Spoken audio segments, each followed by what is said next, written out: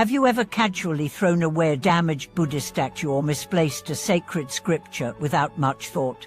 Have you ever questioned whether these actions might carry unseen consequences? Welcome back to our channel.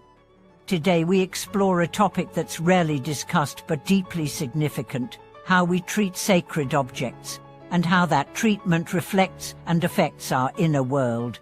Whether it's a faded picture of the Buddha, a torn sutra, or a broken figurine, the way we dispose of these items reveals more than we think. It reveals the level of reverence in our hearts and the karma we are unconsciously setting into motion. Many people assume that once a religious item is damaged, old, or no longer useful, it becomes trash. But in spiritual practice, there is no such thing as useless when it comes to sacred symbols. A broken Buddha statue is still a Buddha. A worn-out scripture still carries the energy of the Dharma. When you casually discard these, you may not realize what you're truly throwing away. The Buddha is not just a statue. He is a symbol of awakened consciousness, of boundless compassion, of unshakable wisdom. When we treat his image with neglect, we are not just disrespecting a figure, we are dishonoring the principles he represents. And those principles are the very ones that sustain the blessings in our lives.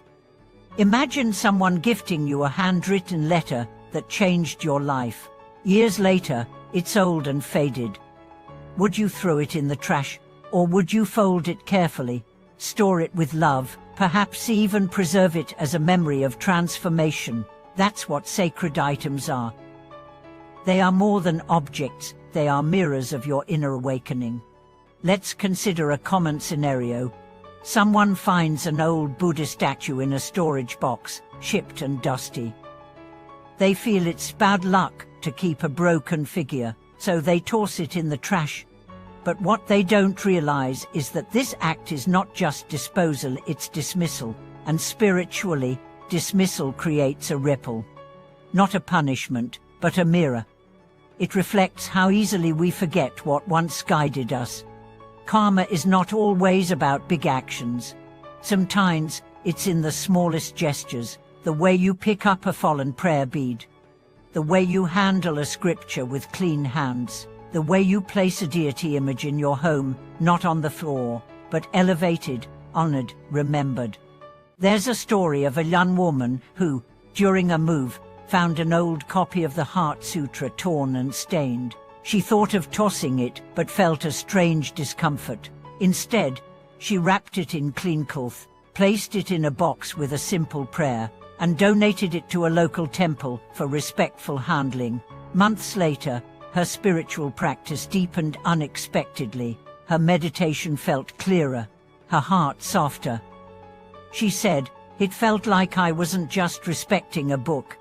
I was respecting the Dharma inside me." That's the hidden truth. How you treat sacred things externally shapes your internal sacredness. If you revere the utter Dharma, the inner Dharma responds. So, what should we do when sacred items are damaged or no longer usable? First, never treat them as waste. Wrap them respectfully.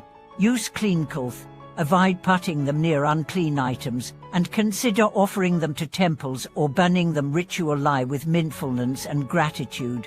Some traditions bury such items under a sacred tree, or keep them in a quiet, clean space until they can be respectfully handled.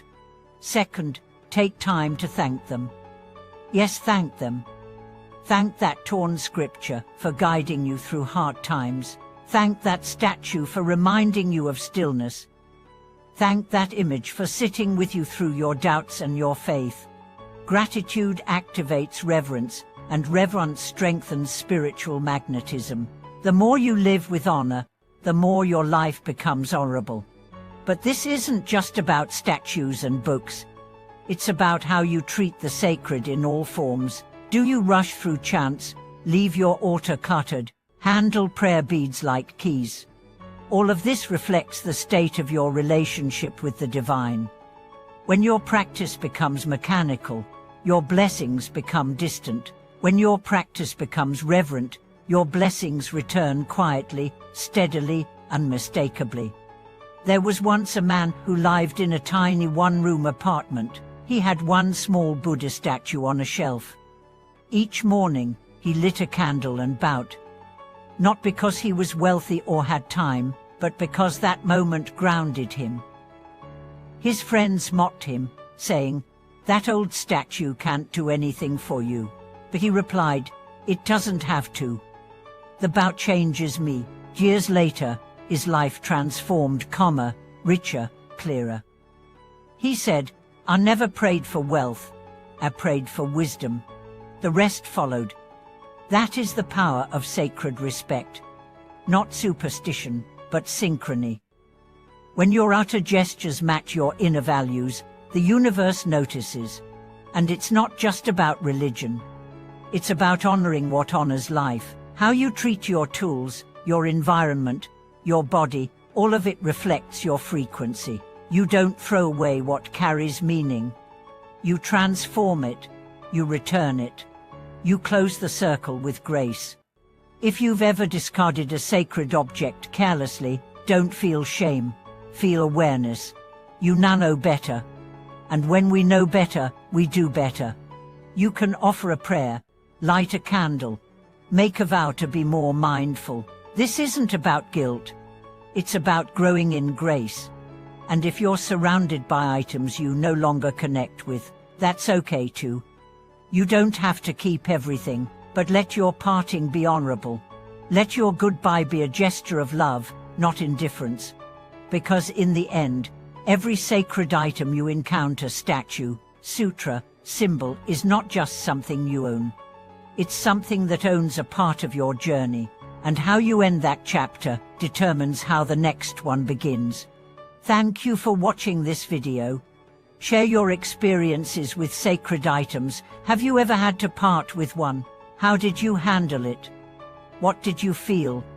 Subscribe, like, and continue walking with us as we explore not just spiritual practices but the subtle ethics of how we treat what we once called holy.